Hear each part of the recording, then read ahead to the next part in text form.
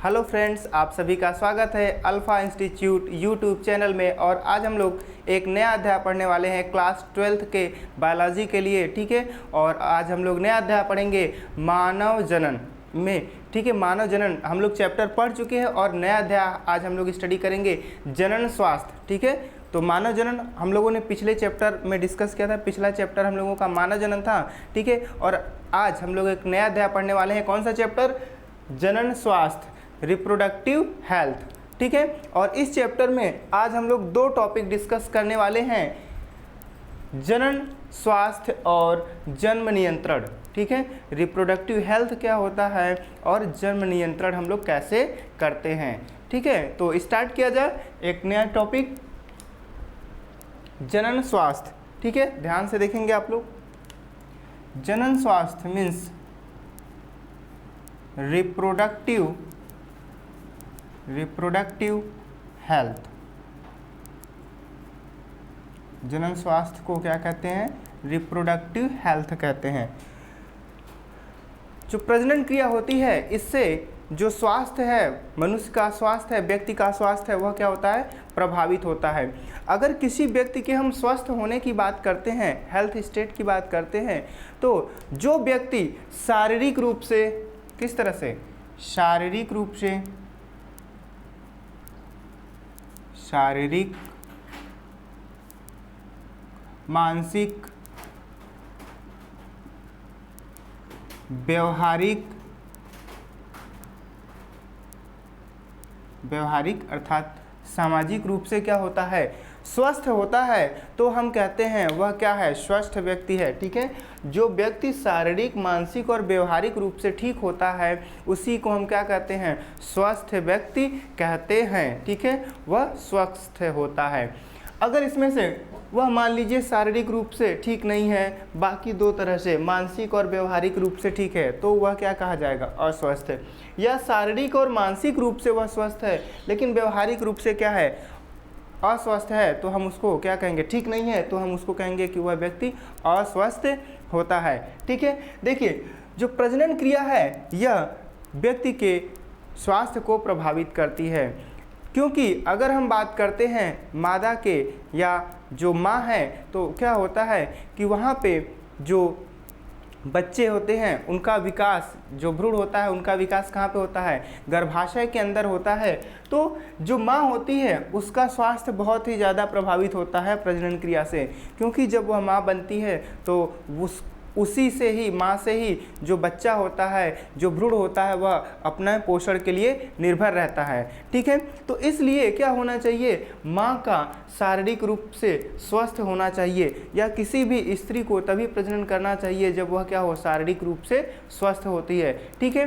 तो सामान्यतः अगर देखा जाए तो प्रजनन करने की क्षमता लगभग जैसे ही एग फॉर्म होने लगते हैं, तो वह क्या होती है? वहाँ पे निषेचन प्रक्रिया हो सकती है और वह क्या हो सकती है? माँ बन सकती है। लेकिन किसी भी स्त्री को माँ कब बनना चाहिए? जब वह शारीरिक रूप से पूर्ण रूप से क्या हो? स्वस्थ हो, माँ बनने के लिए तैयार हो, तभी क्या होना चाहिए? उसको प्रजनन करना चाहिए, या नए बच्चे को क्या करना चाहिए? जन्म देना चाहिए, ठीक है, या माँ बनना चाहिए।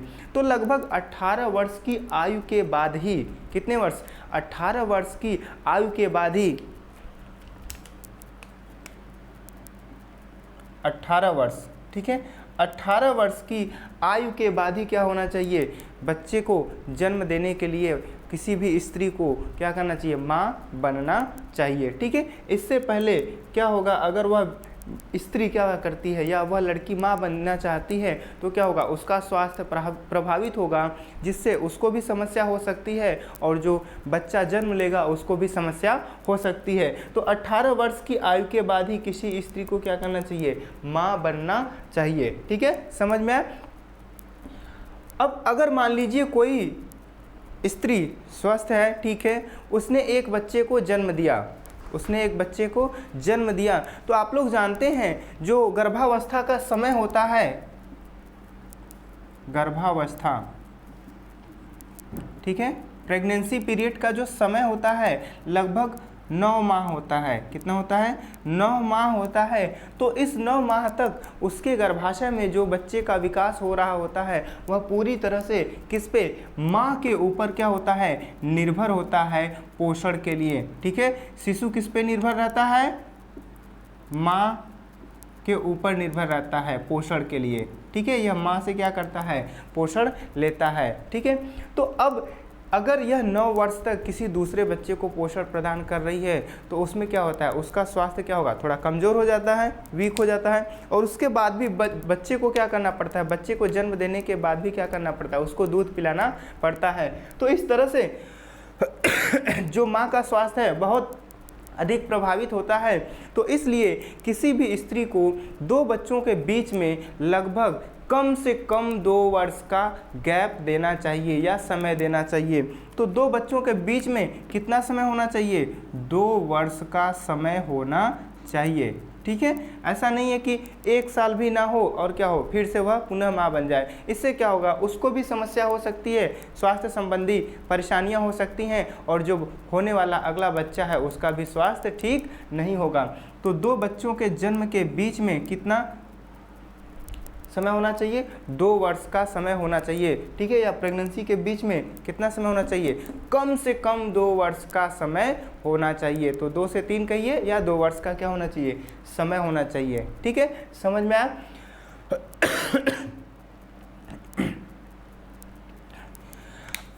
इसके बाद आप लोग जानते हैं कि बच्चे के जन्म से क्या होता है? अगर एक स्त्री क्या कर रही है? बार बार बच्चे को जन्म दे रही है, जिसकी वजह से क्या होगा?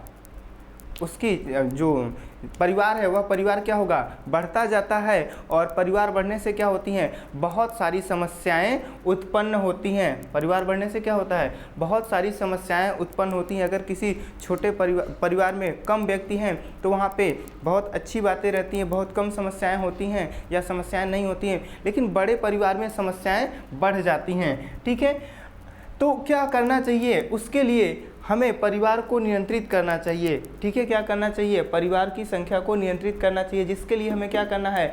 जन्म नियंत्रण की विधियों को अपनाना चाहिए। क्या करना चाहिए? जन्म नियंत्रण की विधियों को अपनाना चाहिए। ठीक है, इससे पहले यहाँ पे देख लीजिए, जो जनन स्वास्थ्य है WHO के अकॉर्डिंग, WHO, ठीक है, इसका फुल फॉर्म क्या होता है? World Health Organisation. World Health Organisation. ठीक है, वर्ल्ड हेल्थ ऑर्गेनाइजेशन, इसको हिंदी में विश्व स्वास्थ्य संगठन कहते हैं।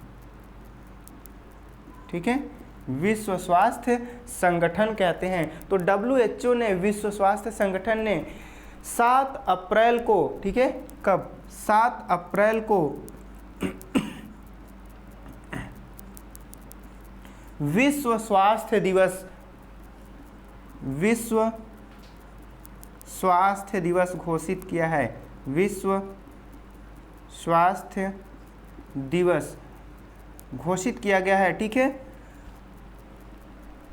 वर्ल्ड हेल्थ डे, विश्व स्वास्थ्य दिवस 7 अप्रैल को मनाया जाता है। और इससे क्या किया जाता है? लोगों को उनके स्वास्थ्य के प्रति जागरूक किया जाता है। कब मनाया जाता है? 7 अप्रैल को विश्व स्वास्थ्य दिवस मनाया जाता है। ठीक है, आगे देखिए यहाँ पे तो क्या होता है कि सामान्यतः जनसंख्या बढ़ती है। प्रजनन से क्या होता है? जनसंख्या बढ़ती है या जनसंख्या का विस्फोट होता है। आप लोग जानते हैं कि इस समय क्या है, जो भारत की आबादी है लगभग 130 करोड़ से ऊपर चली गई है और यह लगातार बहुत ही तेज़ी से वृद्धि कर रही है। अगर क्या हो, इसी तरह से भारत की आबादी बढ़ती रहेगी तो 2050 तक जो भारत है वह विश्व का सबसे अधिक जनसंख्या वाला देश बन जाएगा। और इस समय आप लोग जानते हैं विश्व का सबसे अधिक जनसंख्या वाला देश चाइना है। तो 2050 आते आते क्या होता है, जो भारत है वह क्या होगा? चाइना को पीछे छोड़ देगा और भारत की आबादी विश्व में सबसे अधिक हो जाएगी। ठीक है, तो सामान्यतः जो जनसंख्या है, जनसंख्या वृद्धि के या जनसंख्या बढ़ने के बहुत सारे कारण होते हैं। जैसे इसमें प्रमुख कारण है कि लोगों में यौन शिक्षा ना होना और अशिक्षित या फिर आप कह सकते हैं अशिक्षा होना, ठीक है, प्रजनन संबंधी ज्ञान ना होना या यौन शिक्षा ना होना, जिसके कारण क्या होता है, आबादी बढ़ती जाती है। ठीक है, अगर क्या हो, व्यक्ति को यौन संबंधी शिक्षा प्राप्त हो, जानकारियां हो, तो क्या होगा, वह व्यक्ति क्या कर सकता है, जनसंख्या को नियंत्रित कर सकता है। ठीक है, भारत गवर्नमेंट के द्वारा कई प्रकार के कार्यक्रम चलाए जाते हैं, जैसे परिवार कल्याण,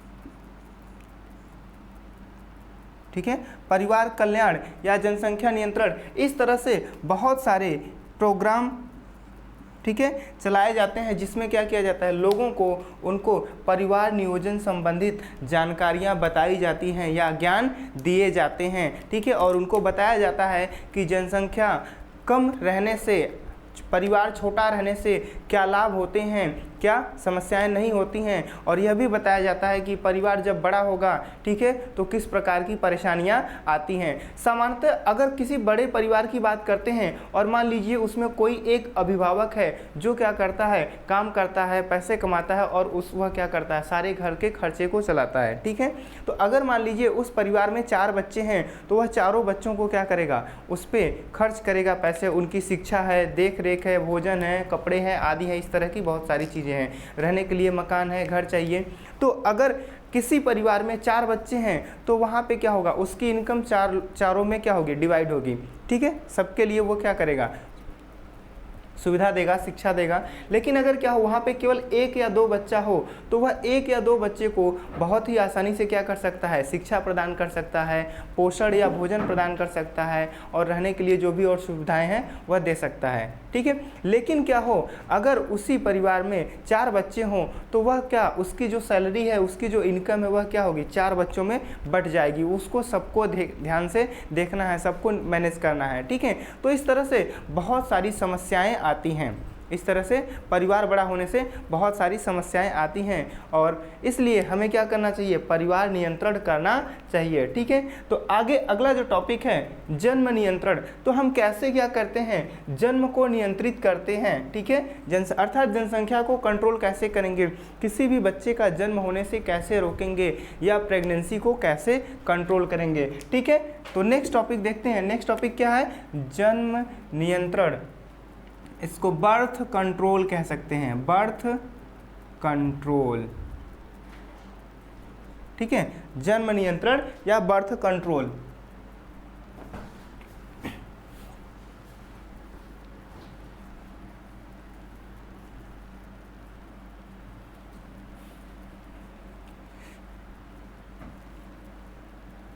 ठीक है, तो सामान्यतः क्या किया जाता है, जन्म को नियंत्रित करने के लिए या प्रेगनेंसी को रोकने के लिए कुछ विधियां अपनाई जाती हैं, जिसमें ये 6 प्रमुख विधियां निम्न हैं। पहली है नसबंदी, हार्मोनी गर्भ निरोधक, अंतः गर्भाशयी यंत्र, बाधा विधियां, क्रियात्मक विधियां और मैथुन भंग। ठीक है, तो ये 6 विधियां हैं जिससे क्या किया जा सकता है, प्रेगनेंसी को रोका जा सकता है या जन्म को नियंत्रित किया जा सकता है। सबसे पहले हम लोग डिस्कस करेंगे नसबंदी को। ठीक है, नसबंदी, स्टेरिलाइजेशन कहा जाता है इसे, स्टेरिलाइजेशन। नसबंदी को इंग्लिश में क्या कहते हैं, स्टेरिलाइजेशन कहते हैं। इसमें क्या किया जाता है, यह एक सर्जिकल मेथड है। कैसा मेथड है, सर्जिकल मेथड है। इसमें सर्जरी की जाती है, सर्जिकल मेथड। ठीक है, तो यह बहुत ही प्रभावी मेथड है। इसमें क्या किया जाता है कि अंडाणुओं और शुक्राणुओं को मिलने से रोका जाता है। कैसे रोकते हैं, यह जो नसबंदी की प्रक्रिया है यह 2 प्रकार से होती है, एक पुरुष के लिए भी होती है और एक स्त्री के लिए भी होती है। तो पुरुष की भी नसबंदी की जा सकती है और स्त्री की भी की जा सकती है। तो ये 2 प्रकार की होती है। नसबंदी कितने प्रकार की होती है, 2 प्रकार की होती है। देखिए, अगर हम स्त्री की बात करते हैं स्त्री में इसे ट्यूबेक्टोमी कहते हैं। क्या कहते हैं? ट्यूबेक्टोमी। Tubectomy, tubectomy. और पुरुषों में इसे वैसेक्टोमी कहा जाता है। वैसेक्टोमी, पुरुषों में इसे वैसेक्टोमी कहते हैं। वैसेक्टोमी। देखिए, ट्यूबेक्टोमी किस में किया जाएगा? फीमेल में किया जाता है, फीमेल में। और वैसेक्टोमी किस में किया जाता है?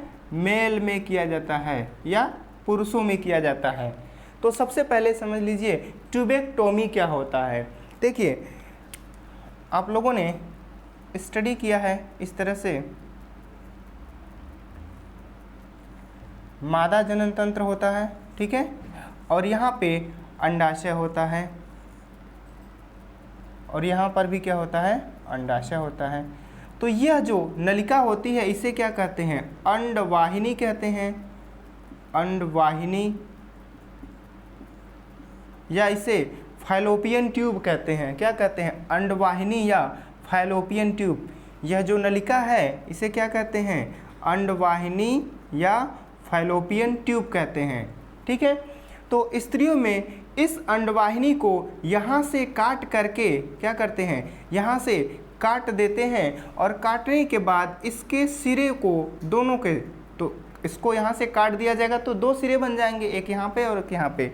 तो इसके दोनों सिरे को क्या करते हैं? बांध दिया जाता है। क्या करेंगे? दोनों सिरों को क्या करेंगे? बांध दिया जाता है, ठीक है। जिसके कारण क्या होगा? अब इस अंडाशय में जो बनने वाला अंडाणु है वह यहाँ से जब मुक्त होगा तो यहाँ तक आएगा, इसके बाद यह आगे नहीं जा पाएगा। तो अंडाणु मुक्त होने के लगभग 24 घंटे बाद तक सक्रिय बने रहते हैं, और इसके बाद यहाँ पर इस अंडवाहिनी में ही क्या होते हैं? यह निष्क्रिय हो जाते हैं या अपघटित हो जाते हैं, नष्ट हो जाते हैं, ठीक है। तो जब यहाँ से अंडाणु आगे नहीं आ पाएगा और यहाँ से स्पर्म इसके पास नहीं आ पाएगा तो क्या होगा? यहाँ पे निषेचन प्रक्रिया नहीं होगी और प्रेगनेंसी नहीं होगी, ठीक है। समझ में आया ना? लेकिन यहाँ पे ध्यान दीजिएगा, ऐसा नहीं है कि केवल एक ही अंडवाहिनी को काटा जाएगा, दोनों अंडवाहिनियों को क्या किया जाएगा? काट करके बांध दिया जाएगा। अगर आप केवल एक के साथ करते हैं तो दूसरे अंडाशय से अंडाणु मुक्त होकर के यहाँ पे आएगा, ठीक है, और यहाँ से स्पर्म पहुँचेगा और यहाँ पे निषेचन की प्रक्रिया हो जाएगी, इसलिए प्रेगनेंसी हो जाएगी। तो यहाँ पे क्या करते हैं? दोनों अंडवाहिनियों को काट करके दोनों के सिरों को क्या करते हैं? बांध दिया जाता है, जिससे निषेचन की प्रक्रिया नहीं होती है और प्रेगनेंसी नहीं होती है, और प्रेगनेंसी नहीं होगी तो बच्चे का निर्माण नहीं होगा, ठीक है। समझ में आया? तो यह स्त्रियों में किया जाता है, ठीक है। इसके लिए क्या करना पड़ेगा? क्योंकि जो मादा जनन तंत्र है वह उदर गुहा में स्थित है, तो उसके उदर भाग में क्या करनी पड़ती है? सर्जरी करनी पड़ती है, ट्यूबेक्टोमी करनी पड़ती है। समझ में आ गया? दूसरा देखिए है, दूसरा वैसेक्टोमी है। दूसरा क्या है? वैसेक्टोमी। वैसेक्टोमी मेल में किया जाता है, ठीक है। तो देखिए यहाँ पे क्या करते हैं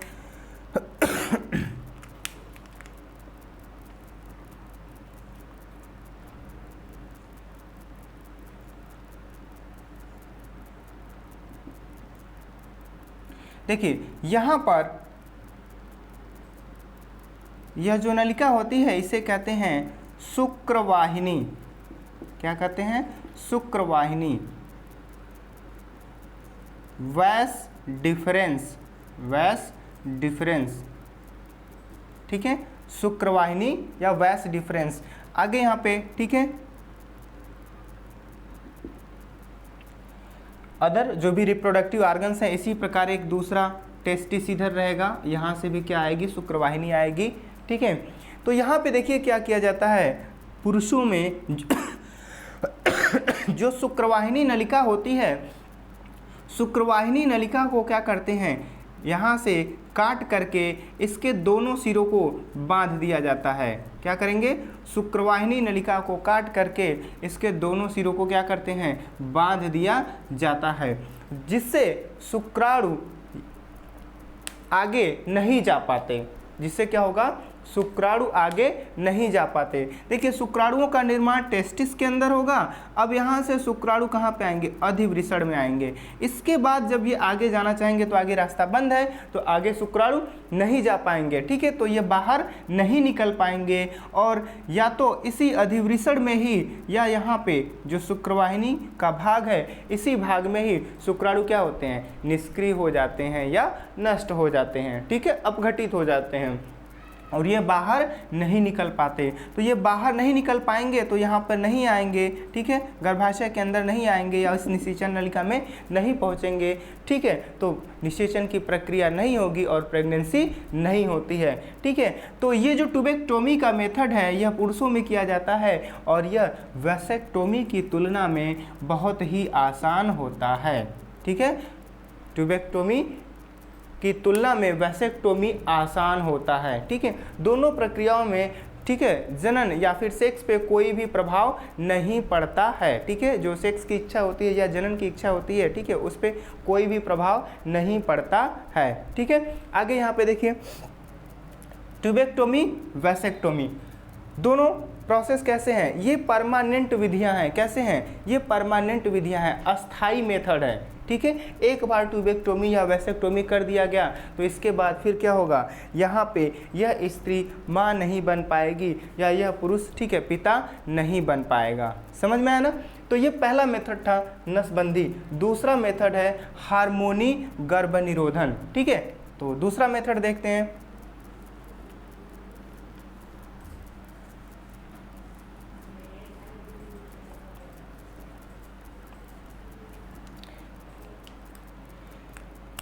हार्मोनी गर्भनिरोधी, ठीक है, इसे कहा जाता है हार्मोनल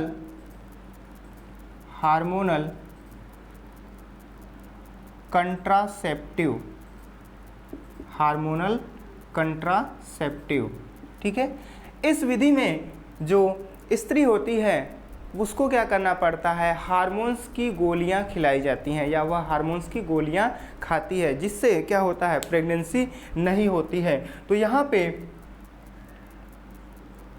गोलियां खिलाई जाएंगी, किसकी गोलियां, हार्मोन्स की गोलियां, ठीक है। और इन गोलियों को पिल्स कहा जाता है। क्या कहते हैं, पिल्स कहते हैं। ये हार्मोन्स की गोलियां हैं। इन गोलियों में प्रोजेस्टेरॉन, किस हार्मोन्स, प्रोजेस्टेरॉन अधिक मात्रा में पाया जाता है, ठीक है। किस मात्रा में, अधिक मात्रा में प्रोजेस्टेरॉन होता है और कुछ ही कम मात्रा में यहाँ पे उपस्थित होता है प्लस एस्ट्रोजन। इसके साथ क्या होता है, एस्ट्रोजन होता है। इन हार्मोन्स की गोलियों में क्या होता है, प्रोजेस्टेरॉन और एस्ट्रोजन होता है। सबसे अधिक मात्रा में यहाँ पे क्या होता है, इन गोलियों में प्रोजेस्टेरॉन होता है। सामान्यतः विभिन्न प्रकार की ये गोलियां पाई जाती हैं और इनको लगभग 21 दिन खाना होता है। कितने दिन, 21 दिन खाना होता है, ठीक है।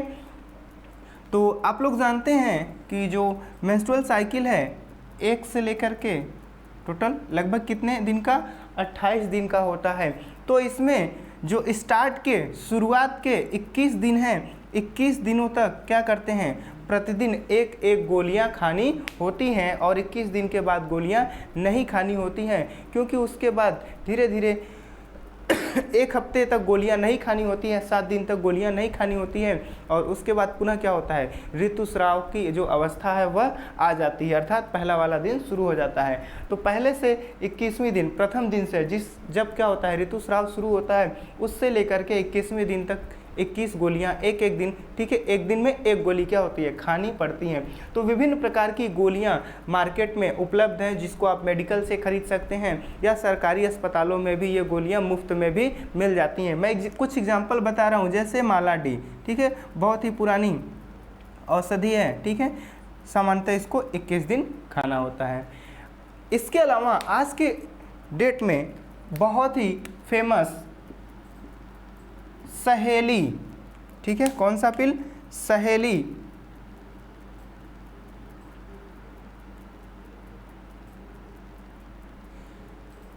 सहेली, ठीक है, सहेली नाम की, ठीक है, जो गोलियां हैं वो बहुत ही प्रसिद्ध है और इसको बनाया गया है CDRI CDRI के द्वारा, ठीक है। किसने बनाया है?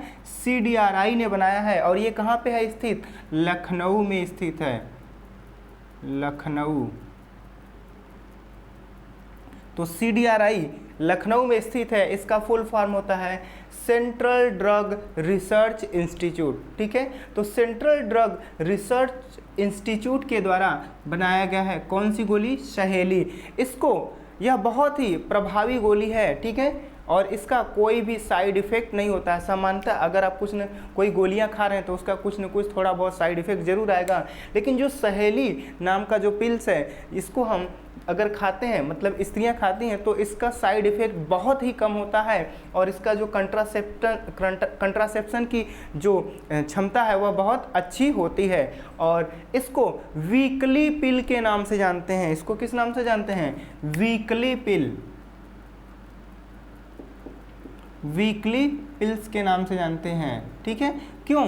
क्योंकि यह जो गोली है या यह जो दवा है, यह एक हफ्ते में केवल एक टैबलेट या इसकी केवल एक गोली खानी होती है, ठीक है। तो यहाँ पे देखिए, जहाँ पे आप रोज़ प्रतिदिन एक गोली खा रहे थे, टैबलेट खा रहे थे, ठीक है, अब यहाँ पे क्या होगा? केवल एक दिन, हफ्ते में केवल एक गोली, ठीक है। कितना? केवल एक गोली खानी पड़ती है, ठीक है।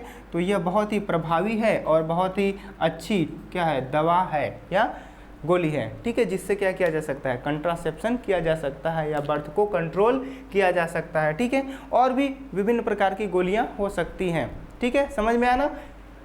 पहला नसबंदी मेथड था, दूसरा हार्मोनी गर्भ निरोधन, तीसरा है, नेक्स्ट देखा जाए, तीसरा है अंतःगर्भाशयी यंत्र। तीसरा मेथड क्या है? अंतःगर्भाशयी यंत्र। तो देखिए, अंतःगर्भाशयी यंत्र क्या होता है?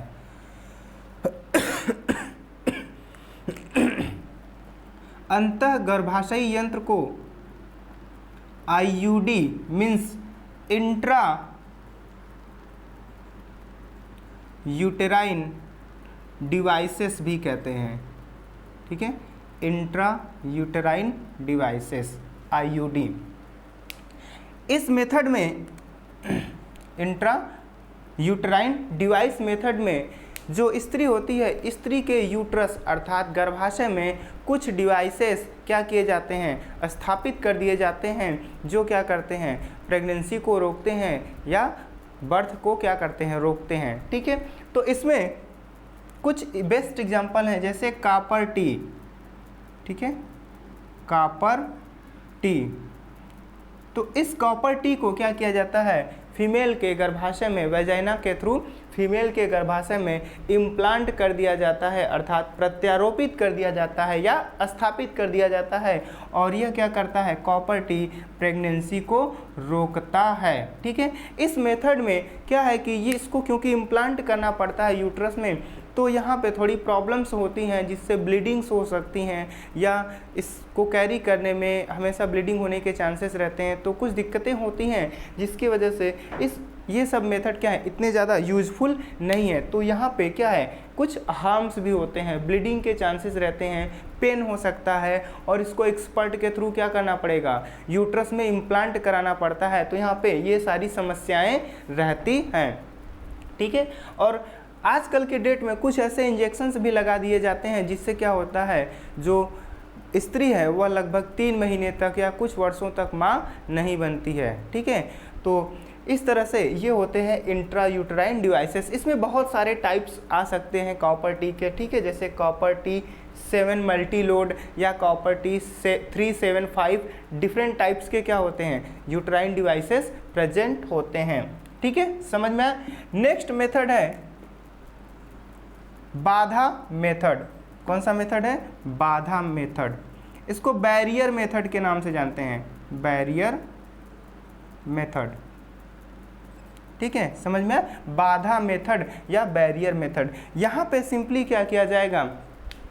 जो अंडाणु है और शुक्राणु है, दोनों को आपस में मिलने से रोक दिया जाता है। तो यहाँ पे कुछ ऐसे, ठीक है, तकनीक या ऐसे सुविधाएं अपना यूज की जाएंगी, उपयोग में लाई जाएंगी, जिससे क्या होगा, जो स्पर्म अर्थात शुक्राणु और अंडाणु है वो आपस में नहीं मिल पाते हैं। तो यहाँ पे यूज़ किया जाता है सिंपली पुरुषों के द्वारा कॉन्डोम का यूज़ किया जाता है, जिससे जो शुक्राणु हैं वो कॉन्डोम में ही रह जाते हैं, यूट्रस या गर्भाशय तक नहीं पहुँचते, तो एग का निषेचन नहीं हो पाता। तो यहाँ पे एक मेथड क्या है, कॉन्डोम यूज।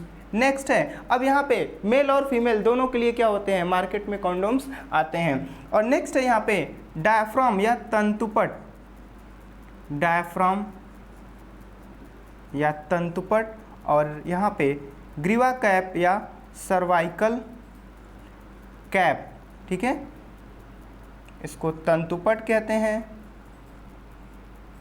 या डायफ्राम कहते हैं, और इसको ग्रीवा टोपी, ग्रीवा टोपी, कैप का मतलब टोपी कहते हैं। तो देखिए दोनों लगभग एक ही जैसे होती हैं। यहाँ पे देखिए आप लोग, ये यूट्रस है, यूट्रस के,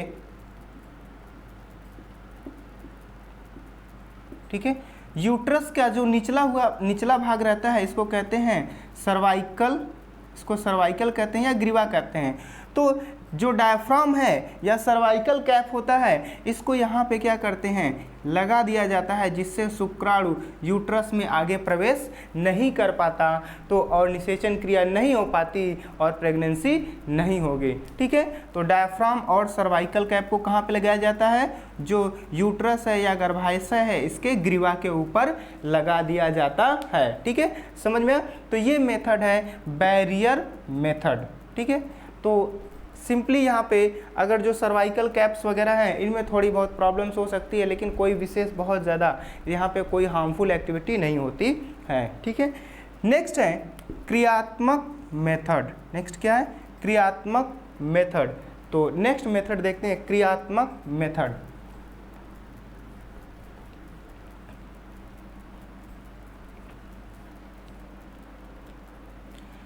इसे फिजियोलॉजिकल मेथड कहते हैं, फिजियोलॉजिकल मेथड।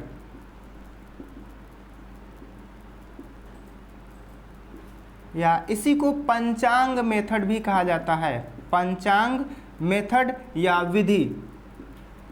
पंचांग विधि means calendar method, calendar method. इस मेथड का उपयोग करने के लिए, अप्लाई करने के लिए जो मासिक चक्र होता है उसका ज्ञान होना बहुत ही आवश्यक है। देखिए मासिक चक्र 28 दिनों का होता है। कितने दिनों का होता है? 28 दिनों का होता है। और इस 28 दिन की अगर हम बात करते हैं तो बीच में जो 14वां दिन होता है, 14वें दिन क्या होता है, अंडोत्सर्ग की क्रिया होती है, अर्थात एग क्या होता है, मुक्त होता है अंडाशय से, अंडोत्सर्ग होता है। ठीक है, किस दिन? 14वें दिन। 6, 7, 8, 9, 10, 11, 12, 13, 15, 16, 17, 18, 19, 20, 21, ठीक है, 28। ठीक है, आगे देखिए। तो यहाँ पे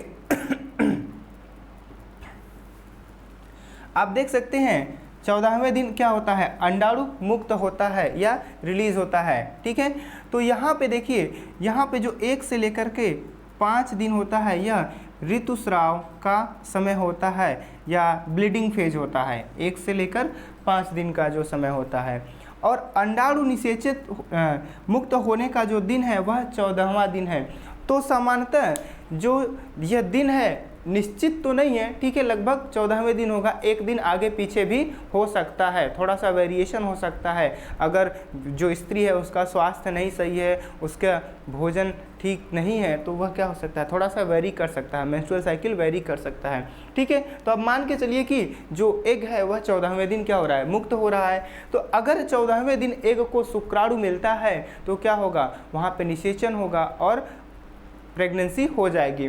लेकिन अगर उस समय शुक्राणु नहीं पहुंचता है, उसको साथ नहीं मिलता है अंडाणु के साथ, तो निषेचन नहीं होगा। इसलिए यहाँ पे देखिए, मान लीजिए इससे 3 दिन पहले अर्थात 13, 12 और 11, ठीक है, 13, 12, 11 तक, यहाँ तक प्रेगनेंसी की संभावना रहती है, क्योंकि अंडाणु 1-2 दिन आगे पीछे भी क्या हो सकता है, मुक्त हो सकता है। और जब अंडाणु मुक्त होता है तो यह लगभग 24 घंटे तक सक्रिय रहता है। कितने समय तक? कम से कम लगभग 24 घंटे तक सक्रिय रहता है। और यहाँ पे देखिए लगभग 15, 16, 17, ठीक है, ये 3 दिन इधर यहाँ पे। तो ये जो समय होता है, ठीक है, इस समय को फर्टाइल पीरियड कहते हैं। 11वें दिन से लेकर के 17वें दिन का जो समय होता है वह क्या कहलाता है? Fertile period. इसको क्या कहते हैं? फर्टाइल पीरियड कहते हैं, क्योंकि इसी समय निषेचन की संभावना होती है, इसी समय में निषेचन होता है और प्रेगनेंसी होती है। तो इसलिए इस समय को क्या कहते हैं? Fertile period. और यहाँ पे देखिए इससे पहले 10 से लेकर के जो 6 या 5 दिन का जो समय है, इधर जो समय मिलता है, इस समय निषेचन की प्रक्रिया नहीं होगी, क्योंकि स्पर्म को अंडाणु नहीं मिलेगा। और यहाँ 18वें से लेकर के लगभग, ठीक है, 26-27वें दिन तक अंडाणु नहीं मिलने वाला है, शुक्राणु को अंडाणु नहीं मिलने वाला है। तो यहाँ पर भी ये जो समय होता है इसको कहते हैं सेफ पीरियड। इसको क्या कहा जाता है? सेफ पीरियड कहा जाता है। और यहाँ पर भी इसको क्या कहेंगे? सेफ पीरियड कहते हैं। तो यहाँ पे 2 सेफ पीरियड मिलते हैं, ठीक है, और ये लगभग आप कह सकते हैं यहाँ पे भी 4-5 दिन और यहाँ पे भी लगभग 6-7 दिन, ठीक है, क्या होता है? सेफ पीरियड मिलता है। और इस समय प्रेगनेंसी नहीं होती है। इस समय मैटिंग करने से क्या होगा? मैटिंग करने से या मैथुन करने से यहाँ पे प्रेगनेंसी नहीं होती है, इसलिए इसको क्या कहते हैं? सेफ पीरियड कहते हैं, क्योंकि यहाँ पे शुक्राणु आएगा लेकिन उसको अंडाणु नहीं मिलता है, तो निषेचन प्रक्रिया नहीं होती है, इसलिए यहाँ पे ये 2 सेफ पीरियड मिलता है, ठीक है। तो इसीलिए इसको क्या कहते हैं? पंचांग मेथड कहते हैं या कैलेंडर मेथड कहते हैं, क्योंकि आपको मासिक चक्र का ज्ञान होना चाहिए, जिसके आधार पे आप क्या कर सकते हैं? इस फर्टाइल पीरियड में, ठीक है, कॉपुलेशन या मैटिंग नहीं करेंगे, जिससे प्रेगनेंसी नहीं होगी, ठीक है। तो इस फर्टाइल पीरियड में मैटिंग करने से क्या करना है? बचना है, जिससे क्या होगा? निषेचन प्रक्रिया नहीं होगी, प्रेगनेंसी नहीं होगी, ठीक है, समझ में आया? तो ये था क्रियात्मक मेथड या फिजियोलॉजिकल। और लास्ट है मैथुन भंग या क्वाइटस इंटरप्ट, ठीक है।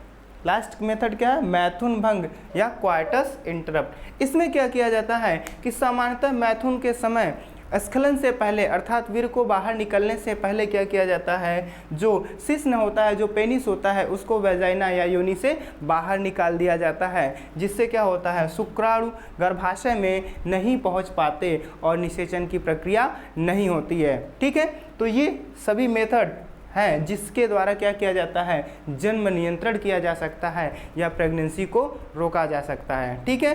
तो सारे मेथड्स आप सभी को अच्छे से समझ में आ गए। इसके बाद हम लोग नेक्स्ट क्लास में, नेक्स्ट लेक्चर में नए टॉपिक को स्टडी करेंगे। आज के लिए बस इतना ही, और उम्मीद करता हूँ आप सभी को लेक्चर बहुत ही पसंद आया होगा, और पसंद आया तो फ्रेंड्स लाइक, कमेंट्स और शेयर ज़रूर कीजिए। मिलते हैं नेक्स्ट लेक्चर में, नेक्स्ट क्लास में।